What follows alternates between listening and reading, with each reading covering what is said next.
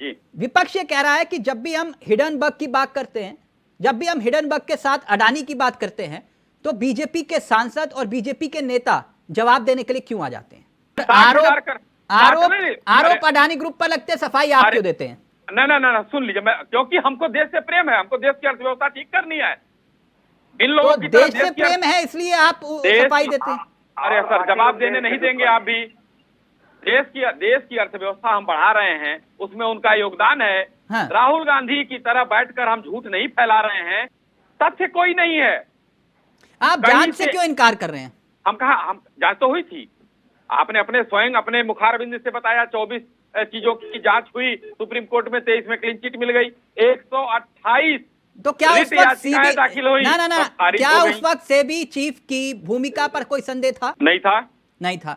तो क्या अब सेबी चीफ पर जो भूमिका पर संदेह खड़ा हो रहा है, क्या उन्हें इस्तीफा देना चाहिए? किसने खड़ा किया? क्या उन्हें इस्तीफा देना चाहिए? किसने खड़ा किया? तो फिर सर निष्पक्ष जांच कैसे होगी? उसकी प्रासंगिकता क्या है? किसने खड़ा किया, उसकी प्रासंगिकता बताइए। सर सेबी की चीफ अगर इस्तीफा नहीं देगी तो उसकी जांच कैसे होगी? ऐरा गैरा जो है विदेशी लोग आकर यहाँ पर वो लगाने लगे और हम सबकी जांच कराने लगे। वाह भाई वाह वाह वाह। सरकार लेकिन हिडनबर्ग की रिपोर्ट को नकारने के लिए भी तो जांच जरूरी है ना? हिडनबर्ग है कौन? Black listed company. एक बार 128 याचिकाएं खारिज हो चुकी है, रिव्यू पिटीशन दायर हुआ, वो भी खारिज हो गया। सर मैं कह रहा हूं कि ये झूठ है, फरेब है, धोखा है, लेकिन ये इसकी जांच किए बिना क्यों? झूठ की जांच क्यों? रिपोर्ट को नकारने के लिए भी तो जांच करनी होगी ना सर? नहीं। अथेंटिक आदमी अगर लगाए, हिंदुस्तान की कोई मीडिया लगाए, सरकार जांच कराएगी। विरोधी दल का नेता लगाए, जांच कराएगी। कोई विरोधी नेता लगाए, जांच होगा। इन चिरकुटों और बेईमानों और भ्रष्टाचारियों को यानी जांच नहीं होगी? लगा देगा नहीं। बीजेपी इस पूरे मामले को लेकर जांच से इनकार क्यों कर रही है? ये हिंडनबर्ग है कौन है? हिंदुस्तान का सुप्रीम कोर्ट है, हिंदुस्तान का चुनाव आयोग है, या हिंदुस्तान की कोई एजेंसी है, हिंदुस्तान का विरोधी दल है? ठीक, क्या है ये? ठीक, यानी ये सब झूठ है? नहीं, मैं जवाब दे रहा हूँ शाहिद जी, यानी ये झूठ है ना? मैं थोड़ा सा जवाब ले लीजिए सर, निराधार है। और उसके बाद फिर से हिंदुस्तान में एक और रिपोर्ट पेश की गई। हाँ। भला हो जनता का, भला हो शेयर मार्केट का। जो इन चीजों को समझ लिया, आलोक जी ने कहा शेर आया, भेड़िया आया। हाँ। और भेड़िया का कोई जो है इस बार कोई तो यानी अभी भी भेड़िया आया तो इन्होंने शेर बता दिया? महत्व तो नहीं रहा, शेर बता दिया। हाँ, यानी अगर ये झूठ है शाही जी, तो फिर आप जांच क्यों नहीं करवा लेते? किसके बाद? मैं कह तो रहा हूँ कि आपने जो सवाल किया हमारे भाई जो कांग्रेस के प्रवक्ता से, मिश्रा जी से, या हमारे समाजवादी पार्टी के प्रवक्ता हैं, या आप हैं, आप करो ना केस, जांच कराएंगे हम, मांग करो जांच की। यानी केस जो है वो विपक्ष करे और मीडिया करे, आप ये कह रहे हैं? अरे पूरी बात सुनिए तो। लेकिन ये 18 महीने आप कहाँ थे? आपके पास ये तथ्य क्यों नहीं थे?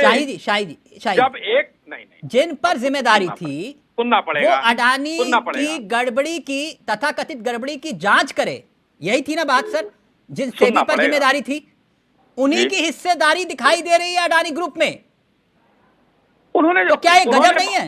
अरे भाई, आप पूरी बात तो सुन लेंगे, उसके बाद एक एक चीज छूट जाएगी तो गड़बड़ हो जाएगा। सवाल आपके जो है, तो मुझे पता है कि आप सवाल नोट करके पूरा रिसर्च करके बैठते हैं, तो जवाब हमसे भी सुन लीजिए। मैंने भी कुछ तथ्य पढ़े हैं। ये जो रिपोर्ट आई है, इस रिपोर्ट में डिस्क्लेमर है कि हम एक शॉर्ट सेलर कंपनी है और ये इस रिपोर्ट को अपने जोखिम पर आगे बढ़ाएं।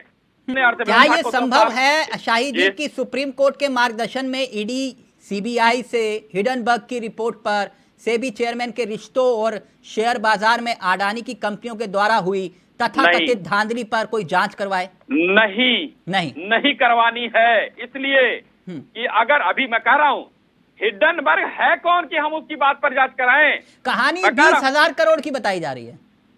अरे भाई, तो बताए जाए, उसमें नीचे तो लिख दिया है कि हम शॉर्ट सेलर हैं। तो ये तथाकथित महाघोटाले की जांच क्यों नहीं करवाना चाह रहे आप? कौन सा घोटाला? जेपीसी जांच से इतना डर क्यों? किस घोटाला की बात आप कर रहे हैं, बताइए ना। वो घोटाला को हमारे विपक्ष के नेता उठाए उसको। अप्रैल 2017 सेबी का मेंबर बनाया गया था माधवी भुज को। जी, ठीक।